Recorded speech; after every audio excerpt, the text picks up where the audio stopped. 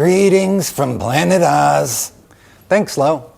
And yes, greetings, Earthlings. Oz here from planet Oz. And with me today are my three rats, Bow, Go, and Lo.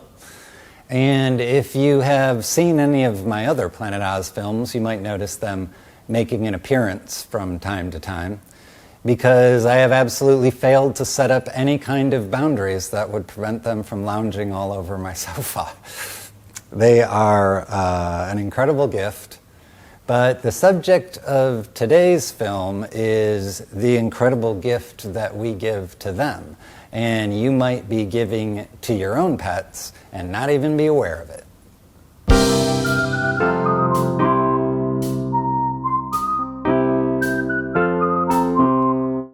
Okay, what follows comes from a series of books I'm quite a fan of called The Law of One. And if you're not familiar with The Law of One, here is the briefest of primers. In the early 80s, a trio of researchers, using a method involving a deep trance state, were attempting to contact higher intelligences. They made contact with an entity calling itself Ra, and over the course of 3+ years, they engaged in over 100 sessions of communication with Ra, all of which have been transcribed into a series of books, which you can read and your personal wisdom will tell you if it's true or not. In the sessions, Ra describes himself as a 6th density consciousness. Now, for clarity, a dimension is typically a geographical construct, whereas a density is a level of consciousness. The 4th and 5th densities aren't really relevant for this conversation, but the 3rd density is, because that is the density we are all existing in as humans. The reason these books are so popular with esoteric enthusiasts is because if this contact is true, it represents an opportunity for us to learn how the 3rd density works from the much clearer perspective of the 6th. They've been through this all already. Out of tremendous respect for free will, Ra doesn't soliloquate, he just answers the questions asked. And when asked what the 1st and 2nd densities are, he explains them like this. Everything we see in the creation is energy, and all energy is both alive and has consciousness in some form.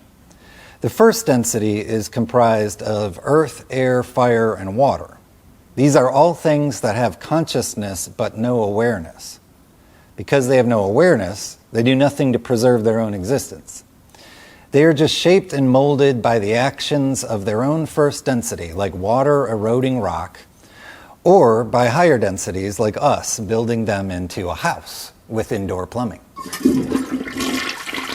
The 2nd density is anything that has both consciousness and awareness. This includes all the plants, animals, and even the cells in your body. Any life form that uses its autonomy and its awareness to survive. The animals run from predators, sunflowers turn toward the sun, and the cells in your body respond to stimuli. What prevents them all from receiving the coveted 3rd density status is that while they are consciously aware, they don't have self-awareness. The fish thinks it's the whole school, the porcupine thinks it's the whole prickle, and the crow thinks it's the whole murder. So what is this incredible gift that we're giving our pets? Well, at a certain point, the questioner asks Ra what examples we might be seeing of 2nd density life ascending to the 3rd on Earth. And this doesn't mean that the animal morphs into a human or even becomes a 3rd density thinker. It just means that the entity is ready, and after it passes on, it will incarnate again in 3rd density form.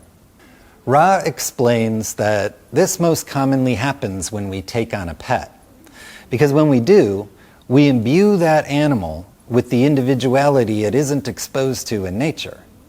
Put simply, we accelerate the ascension of our animals simply by loving them, by giving our attention to them, by petting them, petting our pets. All these things we enjoy doing anyway are giving our pets the most incredible gift we can imagine, the opportunity to become human.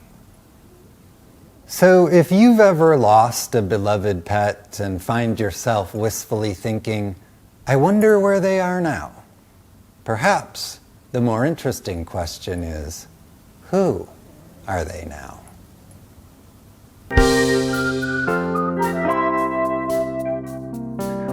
Hey, Go, you want to go outside and work on your ascension to 3rd D?